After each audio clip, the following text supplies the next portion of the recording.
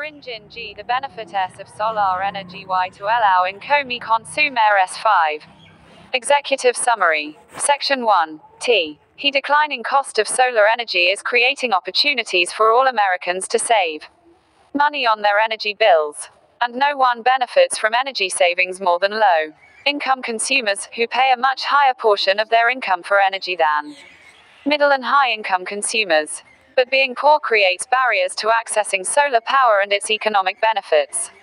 Low-income consumers lack sufficient savings that can be used to buy solar systems, and they may have low credit scores or a lack of credit history that may impede their ability to finance a system. They are often renters, or live in multi-family housing, without ownership of their roof. Many programs and policies that encourage solar deployment rely on leveraging public dollars with private investment, where a small contribution of public funding can trigger. Copyright Masek. 6 CLE and Energy Y Street 8S Alley and CE. Sustainable Solar Education Project. A larger contribution from the market. A 30% tax credit on a solar investment, for example, is matched by a 70% investment by a homeowner. But low-income consumers are less able or likely to respond to this kind of offer, so some policy incentives fail to reach low-income populations. One alternative is to provide a greater portion of public funding directed toward low-income consumers, but that means limited public budgets don't yield as much private investment or as many solar projects. Policymakers have been trying a range of approaches to bring solar to low-income consumers. This guide surveys the field and recent studies to give a sense of what is being tried and what could be tried. It examines what has and hasn't been working, and what factors determine whether a given policy or program might work in a given circumstance. Here are many existing government programs and policies aimed at reducing poverty, providing housing, and promoting clean energy. These provide a strong starting point for how to bring the benefits of solar power to low-income households.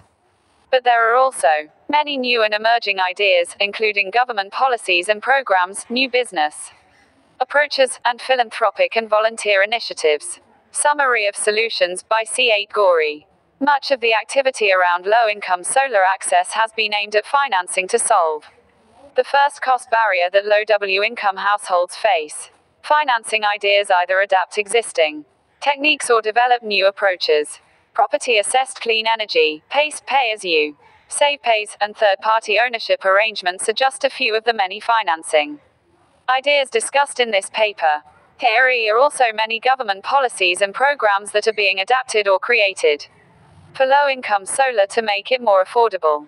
Some of these are compensation mechanisms, which allow customers to capture the full value of the solar investment.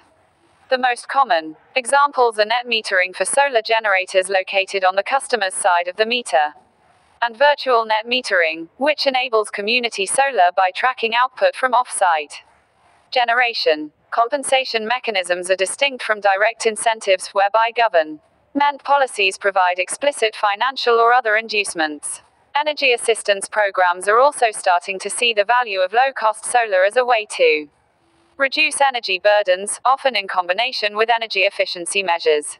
The Low-Income Home Energy Assistance Program, LIHEAP, and Weatherization Assistance Program, WAP, are starting to include solar as cost-saving measures.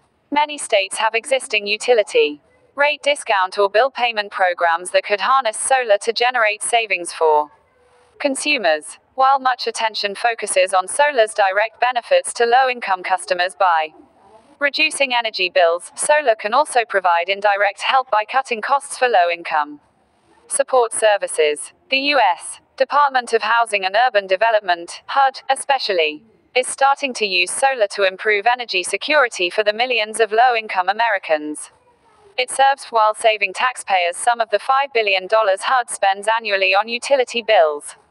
By installing solar technologies, shelters, food kitchens, churches, and service organizations of all kinds could redirect energy savings toward the primary mission.